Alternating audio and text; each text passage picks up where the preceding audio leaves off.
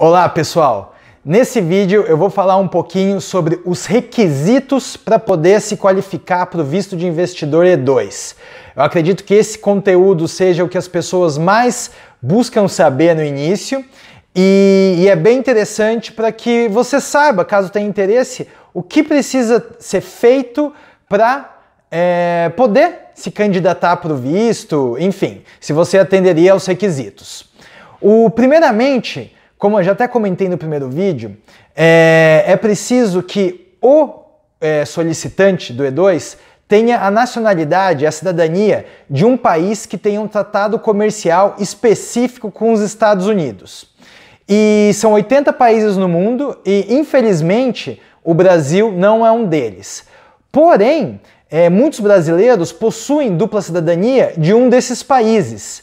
E com isso conseguem se qualificar para o E2, seja o investidor ou fazendo no nome do marido ou da esposa que possui a segunda cidadania.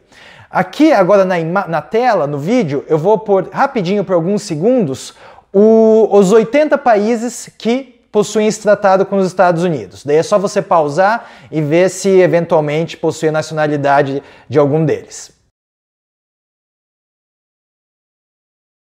O segundo requisito que eu vou comentar diz respeito às características que a empresa precisa ter.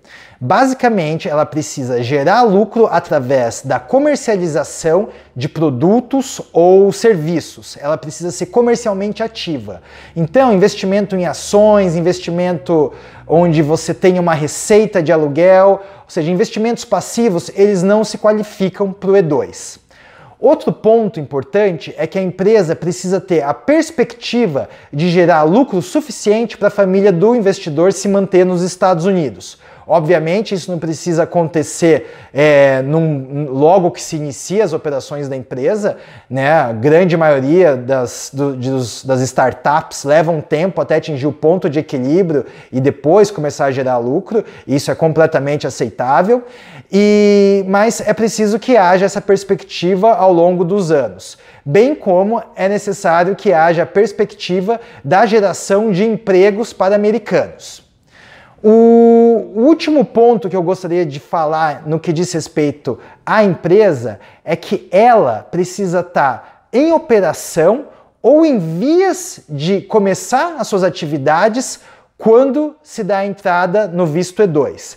Porém, a gente vai falar disso um pouquinho mais para frente. O terceiro requisito que eu gostaria de comentar, e esse é um pouco mais complicado de entender o conceito, é em relação ao investimento mínimo que deve ser feito nessa empresa. Bom, a lei americana, ela não estipula um valor e ela simplesmente estipula que a empresa precisa ter as características que eu comentei anteriormente, mas ela não diz qual seria o valor mínimo.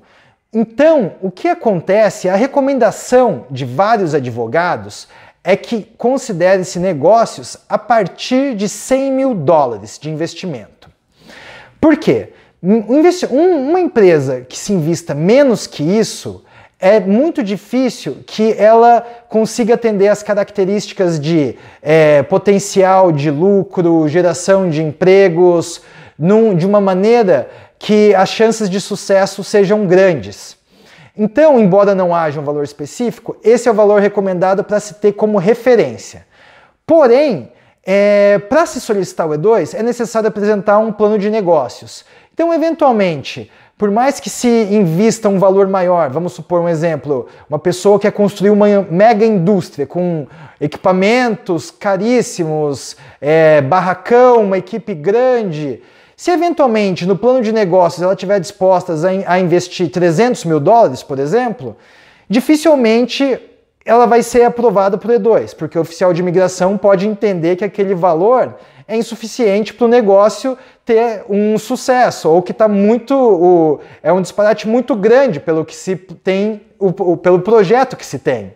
Então, eventualmente, não seria aprovado. Então, o valor mínimo ele tem que ser condizente com o plano de negócios. E como referência, aconselha-se a considerar acima de $100 mil. Embora alguns planos de negócios, obviamente, foram aprovados com valores menores e outros também foram negados com valores maiores. O próximo requisito diz respeito às qualificações do candidato. Como vocês acho que puderam perceber, ao se dar entrada no E2, o Departamento de Imigração ele tenta ver ao máximo qual que é o potencial de sucesso do negócio, as chances de sucesso, para que se atenda às características que eles esperam da empresa: geração de lucro, geração de empregos. Então, esse requisito que diz respeito à qualificação do candidato é muito considerado na análise do E2. Então, o histórico profissional do investidor, o histórico acadêmico, eventuais treinamentos que foram feitos, tudo isso é levado em conta ao se analisar o pedido do E2, porque isso vai influenciar diretamente na chance de sucesso do empreendimento. E o quinto requisito é em relação ao controle da empresa. O investidor, ele precisa ter o controle direto da empresa. Então, ele precisa ter no mínimo 50% dela e, dependendo do valor do investimento, é preciso que ele tenha até 100% da empresa. Ele não pode ter sócio. O que pode acontecer, eventualmente, é se outro investidor, também um candidato ao E2, ambos candidatos ao E2, eles podem ter cada um 50% e inclusive dividir o investimento.